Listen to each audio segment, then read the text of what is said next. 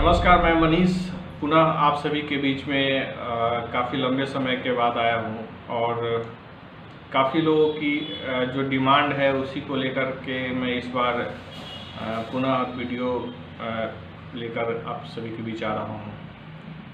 मैं regular basis पे अब हाजीपुर नगर परिषद पे कुछ काम करूँगा, क्योंकि नगर परिषद चुनाव को लेकर जो राजनीति चल रही है और चली है, इसमें बहुत सारे लोगों की भूमिका है, जिसमें भारत का संविधान सबसे बड़ा खेल करता हुआ नजर आया। जो कि आप जान रहे हैं कि लोकसभा किस प्रकार से 1977 से आरक्षित है, उसी प्रकार से यहाँ के जो सभापति उपसभापति पद हैं उसको भी आरक्षित कर दिया गया। दोनों पदों को आरक्षित कर दिया गया। जो सिंगल विंडो मतलब सिंगल जो पद है उसको आरक्षित कर दिया गया है। तो इस पे हम विशेष तौर पे आगे भी बात करेंगे। इस पे भी बात करेंगे कि लोकसभा का 1977 से अब तक आरक्षित होने का फ़ायदा क्या हुआ, कितने विकसित हो पाए अति जो अनुसूचित जनजाति के लोग हैं एवं जनजाति के लोग हैं। कुछ लोग उसमें भी आते हैं, यहाँ पे अनुसूचित जाति के तो है ही, अनुसूचित जनजाति के भी लोग कुछ वोटर की लिस्ट में इस बार शामिल देखा गया है। तो हम इन सभी चीज़ों पे भी बात करेंगे। साथ ही साथ बात करेंगे कि हाजीपुर में सभापति पद को लेकर के बहुत सारे कैंडिडेट हैं, सबके अपने अपने जो भी दावे हों, लेकिन दावों के अंदर लगभग 3 से 4 गुट हाजीपुर शहर में देखने को मिल रहा है। और यह गुटबाजी कितना प्रभावशाली है, इस पे भी हम निरंतर आपके बीच बात रखेंगे। चुनाव को निष्पक्ष रूप से और जनता को निष्पक्ष बनाने के लिए, जनता को जातिवाद, धर्मवाद, समुदायवाद से दूर हटकर इस बार चुनाव में मत करने के लिए मैं हमेशा की तरह पुनः आपके लिए जागरूकता का अभियान लेकर आ रहा हूँ। आप जागरूक हो, यही मेरी इच्छा है और इसी आशा के साथ मैं आगे आपके बीच काम करने के लिए बढ़ रहा हूँ।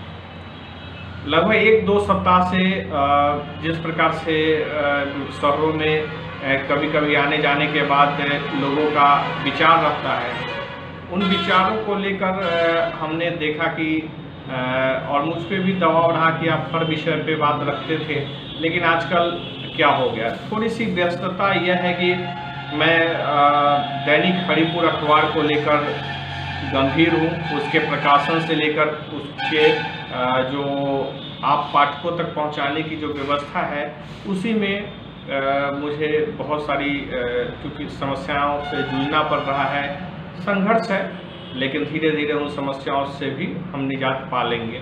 और एक बेहतर समाज के निर्माण के लिए जो मेरी मूल पत्रकारिता का रहा है, मेरा जो धर्म रहा है पत्रकारिता को लेकर के, समाज को लेकर के, मैं उस पर आगे भी उसी तरीके से काम करता रहूँगा। देखिए, अक्सर लोगों को यह लगने लगता है कि मैं बार बार आरक्षण की बात करता हूँ। मुझे आरक्षण से कोई आपत्ति नहीं है।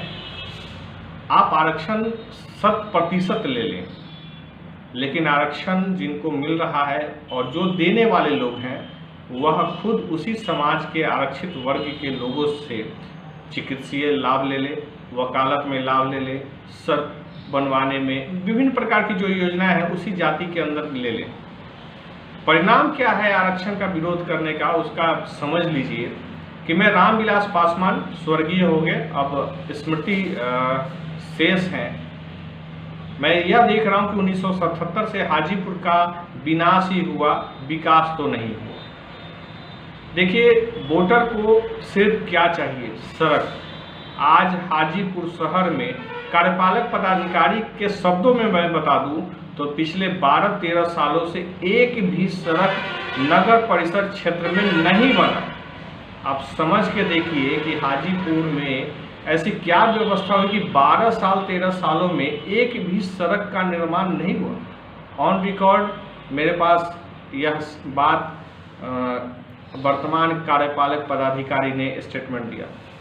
वहीं आप इसे ही विकास मान रहे हैं और इस 12 सालों में आपने 2 बार रामविलास पासवान को हाजीपुर से सांसद भी बनाया, उनके परिवार को भी सांसद बना के भेजा है और आप देख लीजिए कि उनका विकास क्या है, का लाभ क्या होता है। उसका परिणाम यही है कि 10% और 20% मार्क्स लाने के बाद भी लोगों का कट ऑफ फाइनल हो जाता है। और वही परिस्थिति जब वो नौकरी में जाते हैं, सांसद विधायक बनते हैं, तो वही स्थिति, उनकी मानसिक स्थिति यथावत बनी हुई मैं देख रहा हूँ। ये मेरा अपना ओपिनियन है, मैं जो देखता हूँ धरातल पे मैं वही बोलता हूँ। मुझे ज़मीनी हकीकत से मतलब है, कागज़ पे संविधान सरकार क्या कर रही है उससे हम बहस नहीं करना चाहते, क्योंकि यह मूर्खों की टोली पे मैं बहस नहीं करता हूँ। मुझे यह बता दें कि हाजीपुर नगर परिषद क्षेत्र में एक भी सड़क 10 मीटर भी सुरक्षित सड़क है क्या? 10 मीटर, 10 मीटर, मुझे कोई सुरक्षित सड़क बता दे इस पूरे पिछले 10 सालों में। मात्र एक बार सड़क बनते हुए हाजीपुर के माननीय विधायक, क्योंकि माननीय कहना पड़ता है, संवैधानिक रूप से अगर बात मैं रख रहा हूँ तो संविधान के आरे भले ही ये काम ना करे, लेकिन इनके जैसे लोगों को भी माननीय कहना पड़ता है, इसलिए कि नहीं कहिएगा तो आप असभ्य कहे जाएंगे, जबकि इन लोगों की कैटेगरी पूरे 100% चोरों की है। इसलिए कि एक सड़क बनते मैंने देखा 2020 के चुनाव से जस्ट पहले सिनेमा रोड में राजेंद्र चौक से 100 मीटर लगभग 150 मीटर सड़क बनी, लेकिन बनने के महज 15 से 20 दिन के बाद वह सड़क लगभग यथावत स्थिति में जाने लगी, और 3 महीने यानी 90 दिन के अंदर उस सड़क की स्थिति वही हो गई जो 3 महीने पहले बनी थी। तो आप समझ सकते हैं कि किस प्रकार की हम सिस्टम से जूझ रहे हैं, और बहुत सारे स्तरों पे हम कैसे आगे बढ़ें इसका भी हमें प्रयास करना होगा। और यह मतदाताओं की गहन चिंतन का वीडियो है।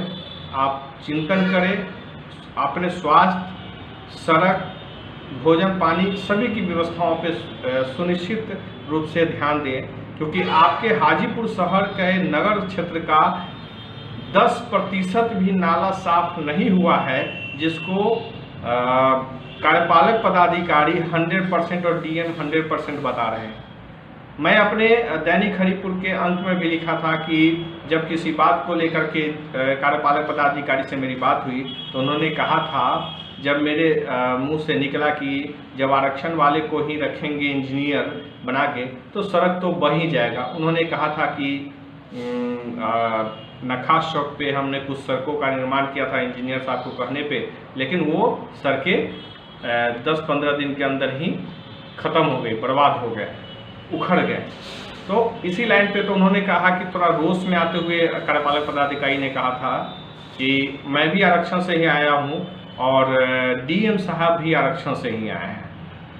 आप समझ सकते हैं कि उसके बाद उन्होंने यह कहा कि आप काम बताइए और काम न हो तब न। तो आप जाकर के सीता चौक के तरफ जो बागमल्ली से जाता है विद्या आश्रम में की स्कूल है, उसके आप बागमल्ली से मात्र सामने का जो सड़क है 100 मीटर से भी कम है, जिसमें 3 बड़े बड़े गड्ढे हो चुके हैं सड़क पे। और आप अभी जाकर के देख ले, लगभग बारिश हुए खत्म हुए 24 घंटे से ऊपर आज हो गया है, उसके बावजूद भी आप जाकर के देखेंगे तो वहाँ पे अभी भी पानी जमा हुआ है। और यह बात मैंने उनको मार्च अप्रैल में भी बताई थी, और मार्च अप्रैल में भी बारिश जब हो रहा था तो उस समय भी ये जा कर के देख कर के आए थे और कहा था कि मैं इसको समाधान की तरफ ले जाऊंगा, लेकिन नहीं हुआ। तो समझ के देखिए 10% काम आरक्षण का कितना सुंदर परिणाम होना है।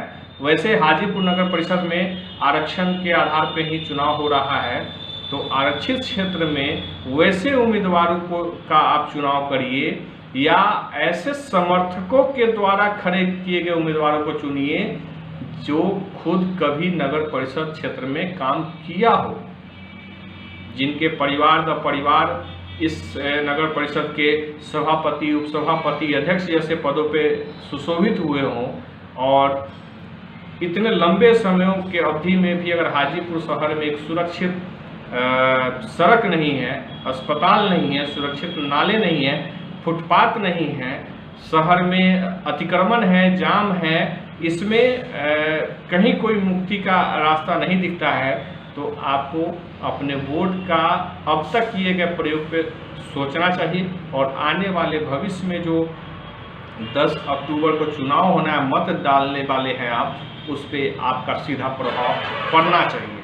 तो इतनी ही बात के साथ मैं आज आपसे विदा लेता हूं। मैं बहुत जल्द और अब निरंतर हाजीपुर को लेकर आपके बीच रहूंगा, ताकि आप हाजीपुर के निर्माण में एक सशक्त भूमिका निभा सकें। शुक्रिया, धन्यवाद।